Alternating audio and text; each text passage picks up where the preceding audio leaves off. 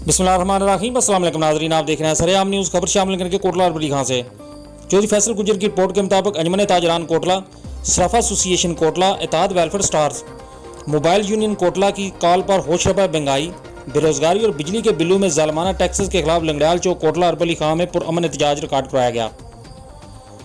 कोटला और बड़ी खां की ताजर बरादरी ने अंजुमन ताजरान की कॉल पर मुकम्मल शट डाउन किया। सैकड़ों अफराद ने लंगड़याल चौक कोटला और बड़ी खां में होने वाले एहतजाजी मुजाहरे में शिरकत की। एहतजाज की क़यादत सदर अंजुमन ताजरान कोटला हाफिज सगीर अहमद, सदर सराफा एसोसिएशन शफीक जरगर मंगा, सदर मोबाइल यूनियन राजा शाहिद सरवर ने की। एहतजाज का मकसद मुल्क में होशरबा महंगाई, बेरोजगारी और बिजली बिलों में नजायज़ टैक्सेस की भरमार है।